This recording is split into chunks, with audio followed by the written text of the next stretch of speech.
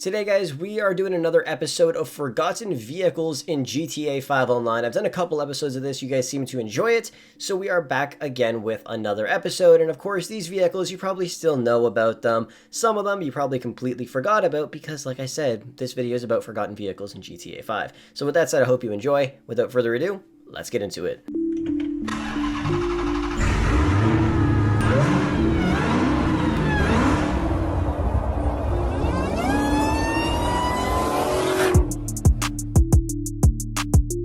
Starting off the video, we have the Benefactor Strider. And now, I completely forgot this vehicle existed in GTA 5 until one of you said, why don't you talk about this in one of your Forgotten Vehicles video? And I was like, oh my god, I forgot this was even in GTA 5. Anyways, it costs 500 grand if you wanted to buy it. I wouldn't recommend it because, honestly, it's not the greatest vehicle in GTA 5. And I had no idea in real life this is actually based off of an off-roading Mercedes, which is kind of crazy because it doesn't really look like an off-roading Mercedes. In my opinion, it just looks like a really luxurious Mercedes with a really crappy wide body kit on it, and that's pretty much it. And in terms of upgrades, you can't really customize anything on the vehicle. I believe there's a few very minor upgrades, but if I'm going to take this thing off-roading, I want to make it look like an off-roading vehicle. Like, this just looks, like I said, like a luxury vehicle with a really bad wide body kit. That's pretty much it. And it's been pretty much forgotten about in GTA 5. Like I said, nobody really drives this thing anymore because it's just really not too appealing to the eye.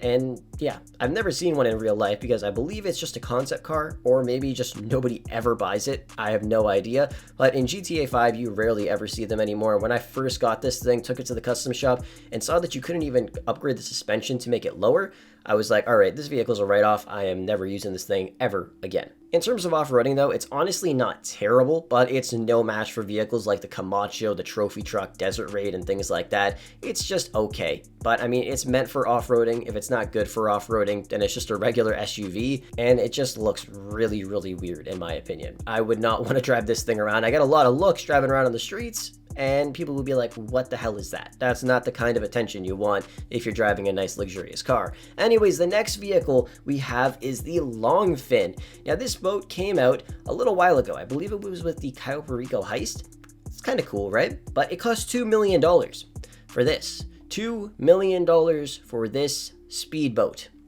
Why? I don't really know. It's pretty much forgotten about because, one, nobody drives boats in GTA 5 because, honestly, every boat Rockstar has ever released has been exactly like this. It's the exact same thing every time, just a different model. We're waiting for cruiser yachts and stuff like that. We're probably never going to get them, but yeah, it's $2 million for this thing. $2 million. That is the third of the price of a super yacht, just saying. And you compare it to things like the Toro or the Speeder, and it's practically the exact same as those, just a different style, like I said, and those other two boats are much cheaper. I guarantee half the people out there probably didn't buy this thing, and the other half that did just bought it because it was new at the time and then forgot about it 2 days later because they were too busy grinding out the Puerto heist. Honestly, this thing is just a complete waste of money in my opinion. $2 million on a speedboat? I'm really not surprised it's been forgotten about in the GTA community. By the way, if you need some money in GTA 5 or some credits in Forza, check out Digizani. The link is down below in the description. Get 10% off at checkout by using code Frolics. The next vehicle that's been forgotten about in GTA 5 is the Maxwell Asbo. I completely forgot this vehicle was even in the game, and I'm sure barely anybody drives it. Can anybody tell me, just off the top of your head right now, don't search it up or anything like that, what is this car based off of in real life? I didn't even know what it was, ever, until I searched it up. It's an Opel Corsa C, I believe. And, I mean, it's a pretty ugly looking little car, I'm not gonna lie. And when you drive it in GTA 5, it's really not great. It has a terrible acceleration. The handling is really, really bad. When you turn, it feels extremely heavy, which is not the best thing ever for a tiny little car like this. And also, it costs about $400,000. You're better off buying practically anything else, I'm not gonna lie. Because honestly, this vehicle isn't really that great. Fully upgraded, it does have a lot of customizations, which is kind of cool, but if you wanted a little hatchback type of car like this, go and buy the BF Club or something like that. That's a really nice looking car, and it's actually really, really good in GTA 5 as well, and there's also a couple other cars you could look at, but this thing, honestly, it's just not the greatest, and I really have never seen anybody drive this, ever. in my life of playing GTA 5, because like I said, I didn't even know this thing existed. I've seen it before a couple times on the automotive websites in game, but I just thought it was one of those really old shitty cars. I'm not gonna lie, like ones that came out when the game first started. I don't even know when this vehicle was released. Did it come out before the LS Tuner update? I would assume so, right? And it probably came out before the Puerto Rico heist update. I honestly don't know when it came out, but it's completely forgotten about. Anyways, the next vehicle is going to be the Blimp, which starts at $1,190,000. Now, honestly, it was awesome when we first got the Blimps in GTA 5 Online. One of the vehicles that was in story mode, it was in the game, but we couldn't access it in online. And then we got it with the nightclub update, I believe. I remember we had to use these vehicles to go and fly around the map in certain areas and play loud music out of the speakers, which was honestly an okay mission the first couple of times. And then if you actually grinded it out, it really was not too fun. But other than that, nobody ever uses the blimps. Like, you might have taken it out once or twice to just fly it around and be like, yeah, I'm in a blimp. And then that's it. You never used it again because you probably got killed within the first 10 seconds because of how massive this thing is. You could see it from a mile away and you could die very quickly because, you know, the entire thing is a target. You could shoot it at the front, the whole thing will blow up. Shoot it at the back, the whole thing will blow up. You know, it's just a giant balloon. So it's honestly not the best vehicle in the game, obviously. It is fun to mess around with it, I guess, a couple of times. But it's just a big, giant, slow-ass balloon in the sky that nobody really uses anymore. Yeah, it's awesome that we have the option to use it every once in a while, but it's kind of forgotten about nowadays. The next vehicle that's been forgotten about is the Ardent. For $1.15 million, you can get this sports classic car. And I mean, it came out with the gun running update back in the day, came out aside a lot of other weaponized vehicles that are much better in terms of having weapons, I guess. This vehicle just has dual MGs, and back then I guess that was kind of okay, but now practically half the cars that came out in the last update have the exact same thing that this car has. And some of them are even cheaper than it. Like I said, this thing cost $1.1 million.